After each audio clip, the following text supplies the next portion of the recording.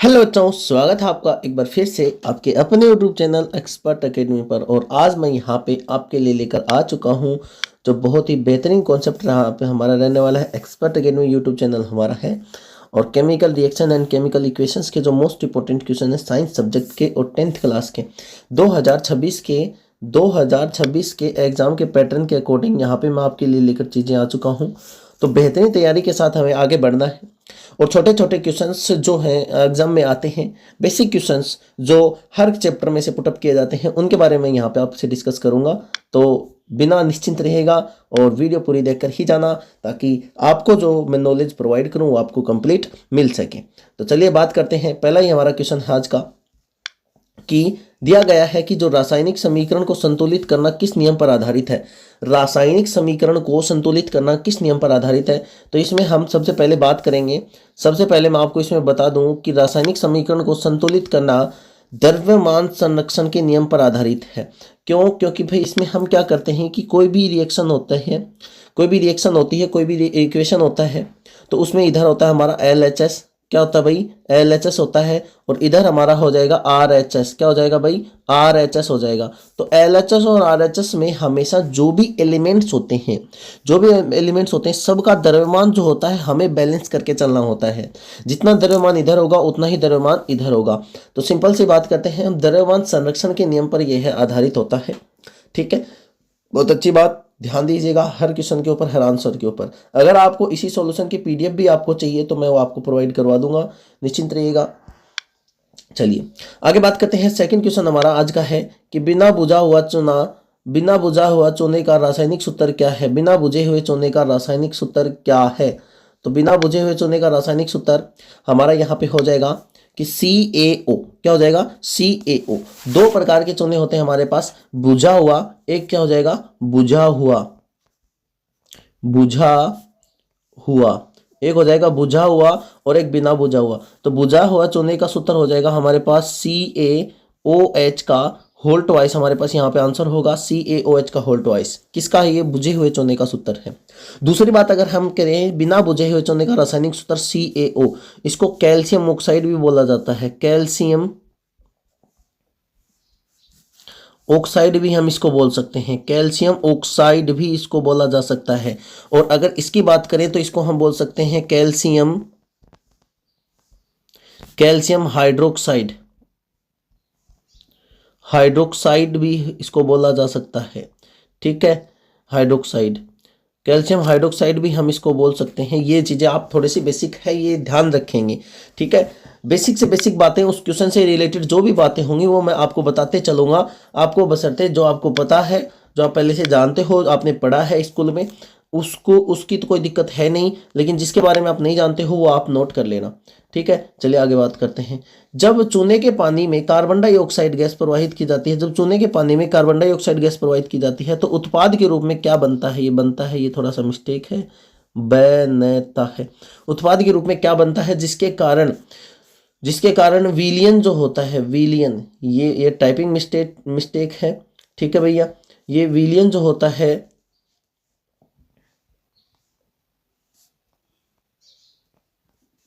विलियन का रंग दूधिया हो जाता है। किसके कारण हो जाता है? चलिए बेसिक रिएक्शन पढ़ते हैं। पहले ये एक रिएक्शन लिख लेते हैं हम।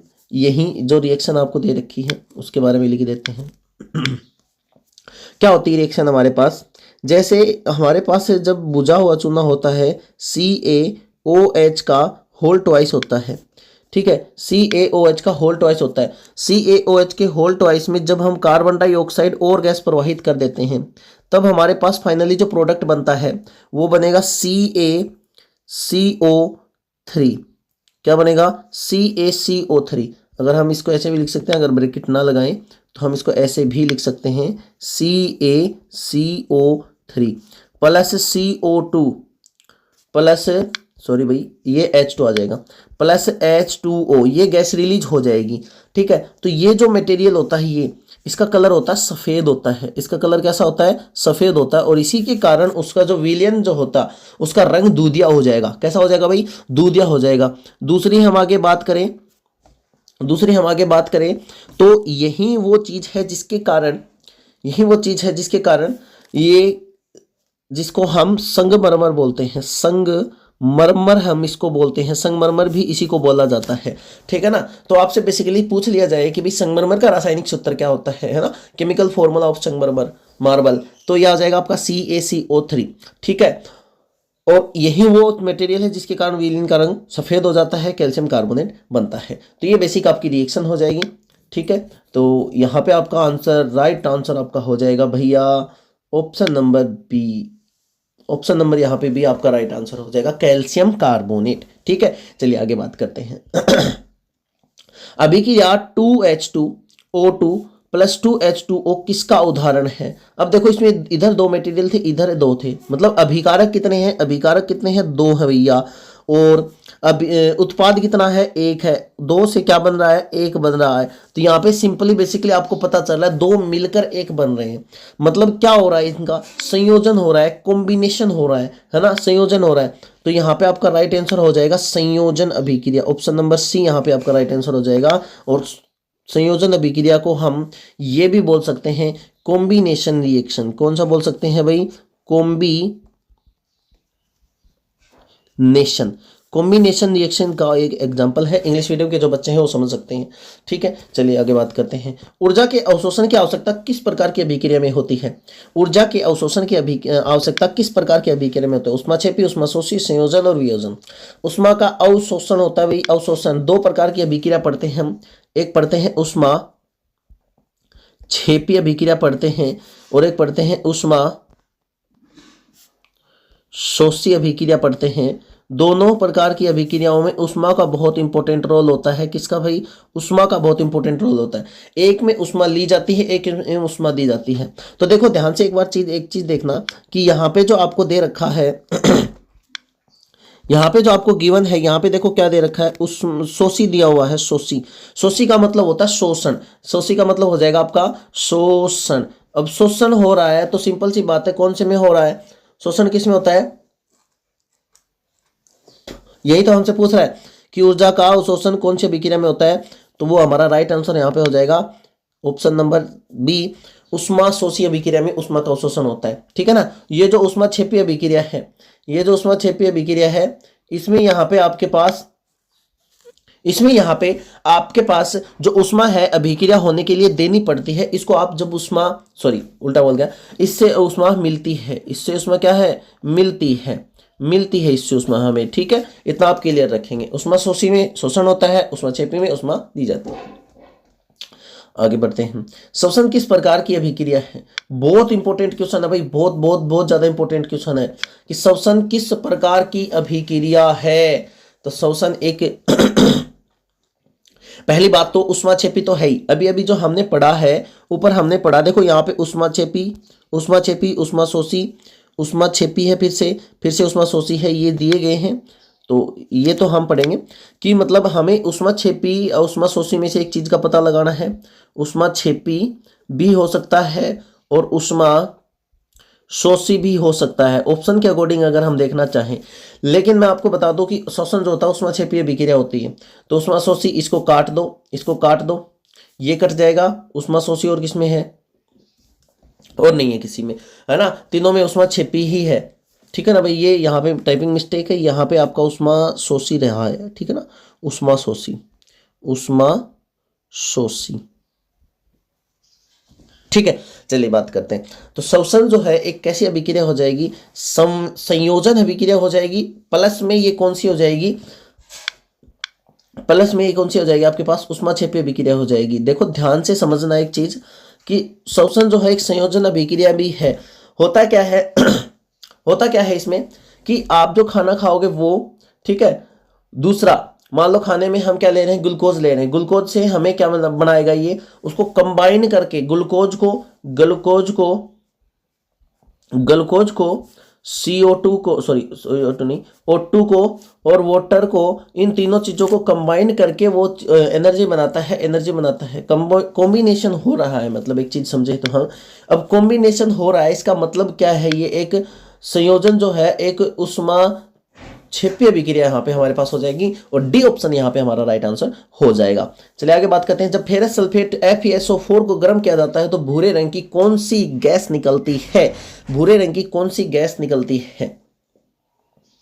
क्या कर रहे हैं हम भाई, गर्म कर रहे हैं इसको, क्या कर रहे हैं, गर्म कर रहे हैं। अब सीधी सी बात है, आपको दिख रहा होगा FeSO4 को गर्म किया जा रहा है, तो भैया लोचा तो है।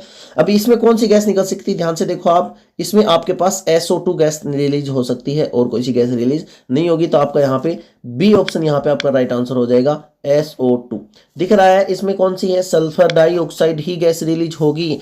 FeSO4 को तोड़ेंगे तो यही तो निकलेगा इससे, ठीक है, तो यही गैस रिलीज होती है। चलिए आगे बात करते हैं, किस प्रकार की अभिक्रिया में अभिकारकों के बीच आयनों का आदान प्रदान होता है। मैं बता दूं आपको कि जो हम द्विविस्थापन अभिक्रिया पढ़ते हैं, द्विविस्थापन कौन सी भाई, द्विविस्थापन, डबल डिस्प्लेसमेंट, डबल डिस्प्लेसमेंट जो रिएक्शन पढ़ते हैं उसमें जो अभिकारकों का जो होता आदान प्रदान होता है, एक जगह से दूसरी जगह पर आयन जाते हैं, तो यहाँ पे मैं बता दूं आपको डी ऑप्शन आपका राइट आंसर हो जाएगा। 9 के क्वेश्चन में हम देखते हैं कि लोहे की कील, क्या कह रहा है भाई, लोहे की कील को कॉपर सल्फेट के विलयन में डुबोने पर नीले रंग से बदलकर हल्का हरा क्यों हो जाता है। बहुत इंपॉर्टेंट क्वेश्चन है भाई, बहुत इंपॉर्टेंट क्वेश्चन है, एग्जाम के पॉइंट ऑफ व्यू से नोट कर लीजिएगा कि विलयन का रंग हरा क्यों हो जाता है। ध्यान से देखो,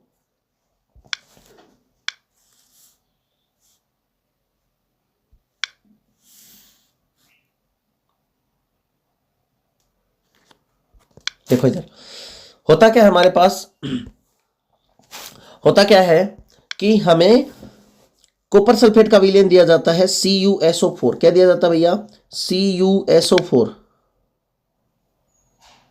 ठीक है, CuSO4 दे दिया, इसमें हमने लोहे का बुरादा डाल दिया, मान लो लोहा डाल दिया, Fe डाल दिया, तो बन जाता है हमारे पास FeSO4 iron sulphate plus Cu के क्रिस्टल मिल जाते हैं। तो इस रिएक्शन में ये जो होता है हमारे पास, ये बनने के कारण, आयरन सल्फेट बनने के कारण उसका जो रंग है, ये जो आयरन सल्फेट यहां पे हमारे पास बना है, ये बनने के कारण उसका जो रंग है वो हरे में बदल जाता है, हरे में बदल जाता है भैया, हरे में। पहले कैसा था, नीला, इसका रंग कैसा होता है, ब्लू होता है, इसका रंग ब्लू होता है, और ये आगे चलकर बदल जाता है किसमें, ग्रीन में बदल जाता है, किसमें बदल जाता है भैया, ये ग्रीन में बदल जाता है। इतना आप याद रखोगे, ठीक है। तो यहां पे हमारा पास राइट आंसर क्या हो जाएगा भाई, राइट आंसर हमारा यहां पे हो जाएगा, पहला ऑप्शन दिया गया है, यह एक संयोजन अभिक्रिया है, नहीं, हमें कोई मतलब नहीं है। आयरन कॉपर से कम अभिक्रियाशील है, आयरन कॉपर को विस्थापित कर देता है, CuSO4 का अपचयन हो जाता है, तो यहाँ पे हमारा पास राइट आंसर हो जाएगा ऑप्शन नंबर सी, कि आयरन जो होता है वो कॉपर को विस्थापित कर देता है और आयरन सल्फेट बना देता है, ठीक है ना, कॉपर को विस्थापित कर देता है और आयरन सल्फेट बना देता है। आगे चलते हैं, श्वेत श्याम फोटोग्राफी में किसका वियोजन किया जाता है। 10 नंबर का क्वेश्चन है, बहुत इंपॉर्टेंट क्वेश्चन है, श्वेत श्याम फोटोग्राफी में किसका वियोजन किया जाता है। आपको याद हो तो श्वेत श्याम फोटोग्राफी में हम AgBr का वियोजन करते हैं, AgBr का वियोजन करते हैं, है ना, सिल्वर ब्रोमाइड का वियोजन हम यहाँ पे करते हैं, हमें सिल्वर मिल जाता है और ब्रोमीन मिल जाता है, तो इसका वियोजन करने से हमें इसी अभिक्रिया को श्वेत श्याम फोटोग्राफी में उपयोग किया जाता है। तो हमारा राइट आंसर यहाँ पे हो जाएगा AgBr, ऑप्शन नंबर ए यहाँ पे हमारा राइट आंसर हो जाएगा। चलिए आगे बात करते हैं, निम्नलिखित में से अपचयित होने वाला पदार्थ कौन सा है। जो अभिक्रिया जो नीचे दी गई है आपको दिख रहा है, ZnO+C प्लस Zn+CO, बहुत मोस्ट इंपॉर्टेंट अभिक्रिया है, और इस अभिक्रिया को एक और नाम से जाना जाता है, रेडॉक्स अभिक्रिया के नाम से भी इसको जाना जाता है। ध्यान रखेंगे सभी, किस अभिक्रिया से भाई, रेडॉक्स अभिक्रिया के नाम से भी इसको जाना जाता है। तो हमें ये पूछ रहा है कि रेडॉक्स अभिक्रिया जो होती है हमारे पास, उसमें होता है उपचयन प्लस अपचयन, दोनों अभिक्रियाएं साथ होती हैं, उस अभिक्रिया को हम रेडॉक्स अभिक्रिया का नाम देते हैं, ठीक है ना। उपचयन का मतलब क्या होता है, ऑक्सीजन का ऐड होना, O2 का तो क्या होना, ऐड होना, तब वहां पे उपचयन बोल देंगे। और जहाँ पे हाइड्रोजन जो होता है वो माइनस हो रहा है, कम हो रहा है, हट रहा है किसी से भी, उसको भी हम उपचयन बोल सकते हैं। इसका जस्ट अपोजिट हम यहाँ पे अपचयन समझेंगे, इसका जस्ट अपोजिट हम यहाँ पे अपचयन समझेंगे।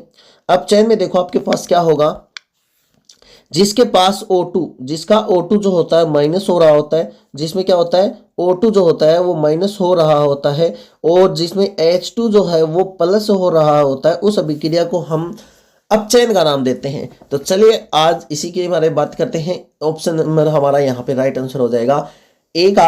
ऑप्शन नंबर ए में यहाँ पे हमें क्या दे रखा है भैया, ZNO दे रखा है। देखो ध्यान से, आपको क्या बोला है, अपचयित बोला है। अपचयित मतलब ऑक्सीजन का हटना देखना है आपको कि किससे ऑक्सीजन हट रहा है और किससे ऑक्सीजन जुड़ रहा है, ठीक है ना। तो यहाँ पे ZNO के पास ऑक्सीजन था। ZNO के पास क्या था भैया, ऑक्सीजन था। और ZNO के से ऑक्सीजन यहाँ पे जब ये यहाँ से यहाँ तक रिएक्शन हुई तो ZNO से ऑक्सीजन हटकर ओनली जिंक बच गया, Zn बच गया। तो इसका मतलब इसका क्या हो गया, ZNO का क्या हो गया, अपचयन हो गया। क्या हो गया, अपचयन हो गया। ध्यान रखिए, जिस मटेरियल से हटता है उसी मटेरियल का अपचयन देखना है आपको, उसी मटेरियल का उपचयन देखना है, ठीक है। अच्छा, यहाँ पे कार्बन देखो, कार्बन के पास ऑक्सीजन जुड़ गया है, कार्बन के पास ऑक्सीजन जुड़ गया है। तो मेरे को ये बताओ कि यहाँ पे उपचयन किसका हुआ है, उपचयित होने वाला पदार्थ क्या है, कार्बन है या CO, C है या CO है।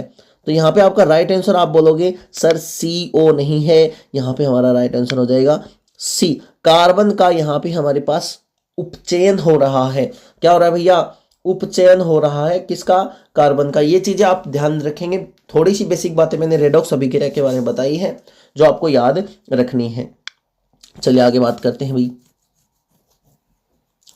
जिस भी बच्चे को समझ में नहीं आ रहा हो कमेंट सेक्शन में बता सकते हैं, या राइट आंसर हमारा ZNO है। चलिए आगे बात करते हैं।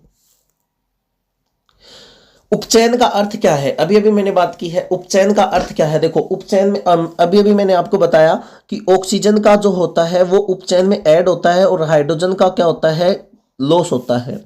किसकी बात कर रहे हैं हम, ये उपचयन की। और जब हम अपचयन की बात करते हैं, अपचयन की बात करते हैं, इसमें ऑक्सीजन का तो क्या होता है भैया, लॉस होता है, और हाइड्रोजन का क्या होता है, ऐड होता है। अब आप इसमें देख सकते हो, आसानी से देख सकते हो भाई किसमें कहाँ पे क्या हो रहा है, कोई दिक्कत नहीं आएगी। देखो ध्यान से, हाइड्रोजन का ह्रास, हाइड्रोजन की कमी, ह्रास का मतलब होता है कमी, लॉस, ठीक है ना। हाइड्रोजन का लॉस हो रहा है, ऑक्सीजन का लॉस हो रहा है, केवल उष्मा का ह्रास, केवल इलेक्ट्रॉन का लाभ, इन दोनों का हमें कोई मतलब नहीं है, इन दोनों में देखना है। हाइड्रोजन का ह्रास होता है, देखो उपचयन, उपचयन में हाइड्रोजन का ह्रास होता है, बिल्कुल बिल्कुल सही क्वेश्चन है भाई। पहला राइट आंसर हमारा हो जाएगा ऑक्सीजन का, सॉरी हाइड्रोजन का क्या होता है, लॉस होता है, यही हमारा राइट आंसर हो जाएगा। दोनों चीजें मैंने आपके पास लिख दी हैं। के दौरान चांदी पर किस रंग की परत चढ़ती है, बहुत बढ़िया क्वेश्चन है भाई, बहुत बहुत बहुत बढ़िया। यहां पे हमारे पास संक्षारण जो होता है, तीन चीजों का संक्षारण हम पढ़ते हैं। एक पढ़ते हैं हम लोहे का, एक पढ़ते हैं हम लोहे का,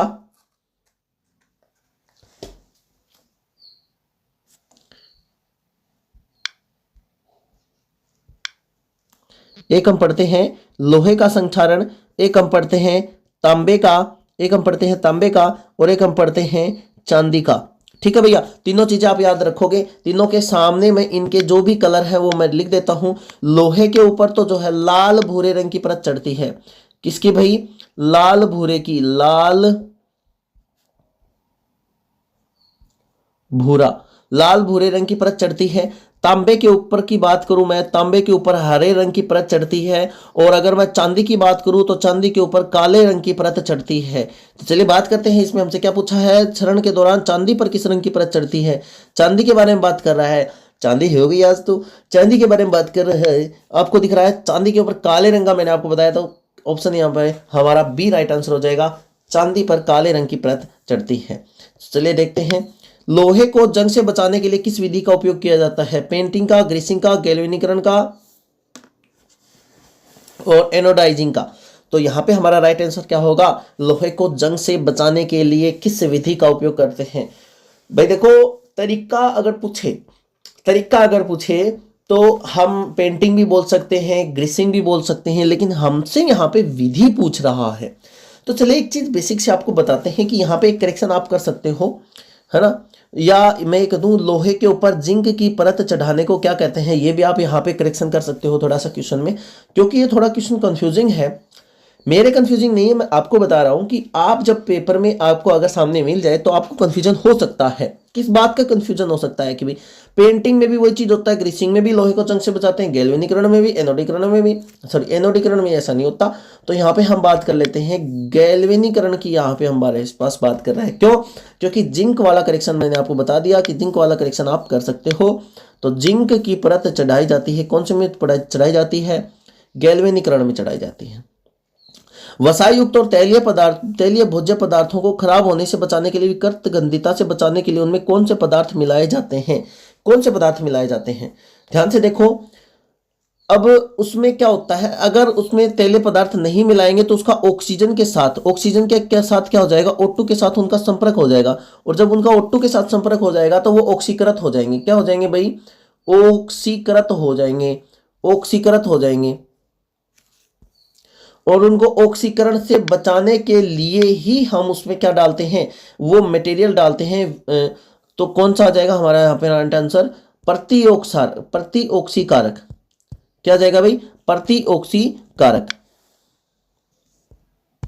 वसा युक्त और तैलीय भोज्य पदार्थों में 15 का क्वेश्चन यहाँ पे हम कर रहे थे। पदार्थों में विकृत गंधिता से बचाने के लिए उनमें कौन से पदार्थ मिलाए जाते हैं? तो प्रतिऑक्सीकारक पदार्थों का उपयोग किया जाता है। मैं आपको बता रहा था कि O2, वीडियो बीच में पॉज होगी किसी भी रीजन से, कि ऑक्सीजन के संपर्क में जो भी पदार्थ आ जाते हैं वो ऑक्सीकृत हो जाते हैं, तो हमें उन्हें और विकृत गंधित हो जाते हैं। उनसे बचाने के लिए हमें ऑक्सीजन के संपर्क को तोड़ने के लिए हम उसमें प्रतिऑक्सीकारक पदार्थ मिलाए जाते हैं जो ऑक्सीजन से संपर्क नहीं होने देते, और दूसरा वो काम क्या करते हैं? ऑक्सीजन के साथ रिएक्शन नहीं होने देते। तो सी ऑप्शन यहाँ पे हमारा राइट आंसर हो जाएगा। प्रतिऑक्सीकारक पदार्थों का ये उपयोग किया जाता है। चलिए 16 के क्वेश्चन के बारे में बात करते हैं। जब तनु HCl अमल में लोहे के बुरादे को डाला जाता है तब क्या होता है? तनु HCl में यहाँ पे हमारे पास क्या हो जाएगा भाई? जब लोहे के बुरादे को डाल दिया, मतलब HCl की अभिक्रिया करवा दी, किसके साथ? आयरन के साथ। किसके साथ करवा दी भाई? आयरन के साथ करवा दी। तो हाइड्रोजन गैस और क्या बनते हैं? आयरन क्लोराइड बनते हैं। क्यों? क्योंकि आयरन जो होता है, FeO जो होता है, वो हाइड्रोजन से ज्यादा रिएक्टिव होता है। अब ये HCl में से मान लो, अब यहाँ पे हम बात करते हैं Fe प्लस HCl, ये रिएक्शन मैं पूरी आपको बता देता हूं। यहाँ पे आपके पास बन जाएगा FeCl3, ठीक है ना, FeCl3 plus H2 gas release हो जाएगी, और ये बन जाएगा आपके पास आयरन क्लोराइड। क्या बन जाएगा भाई? आयरन क्लोराइड आपके पास बन जाएगा।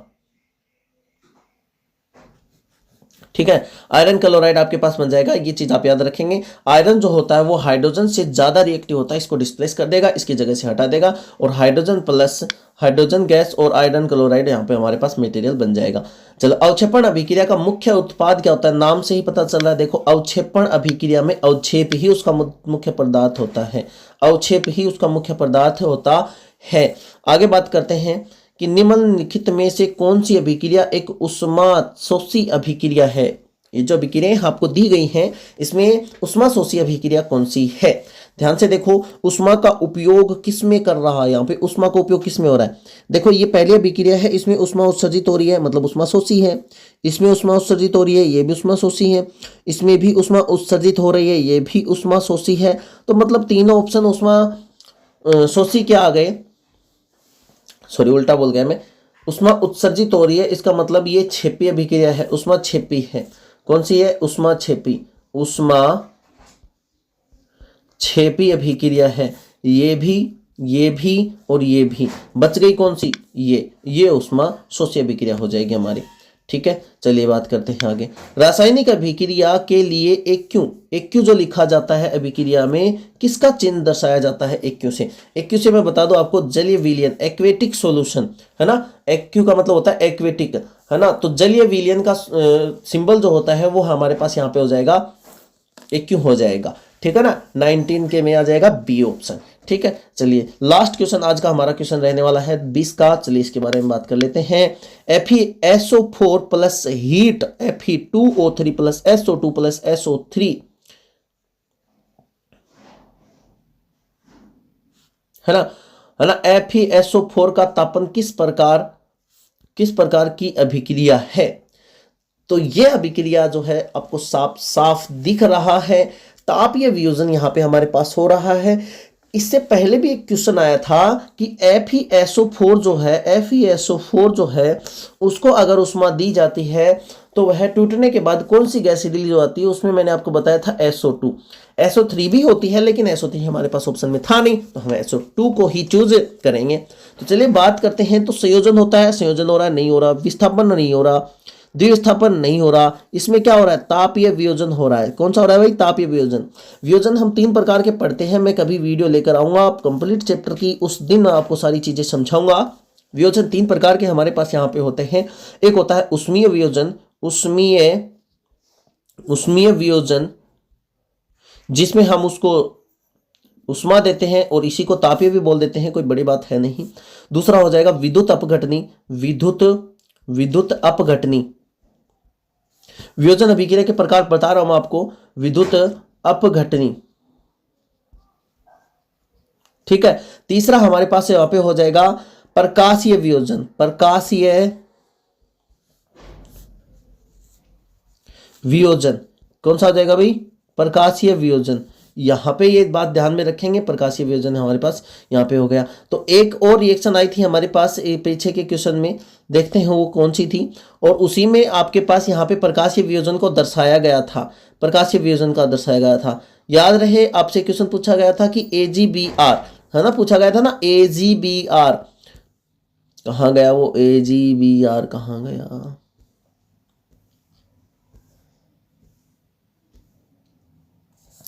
ठीक है, देख लेना भाई, ठीक है ना। AgBr जो होता है उसका भी प्रकाशीय वियोजन होता है। श्वेत शाम फोटोग्राफी वाला जो क्वेश्चन था उसका कॉन्सेप्ट है ये, श्वेत शाम फोटोग्राफी, वो इसी का एग्जांपल है, प्रकाशीय वियोजन का ही एग्जांपल है श्वेत शाम फोटोग्राफी। तो ये थे आज के हमारे कुछ इंपॉर्टेंट क्वेश्चंस, है ना। और मैं बता दूं, मैं आपके लिए सरप्राइज लेकर आने वाला हूं, जो 10th क्लास का, जो 10th क्लास में होता है हमारा मैथ, ठीक है, बात करें मैथ्स की और दूसरी बात करें हम साइंस की,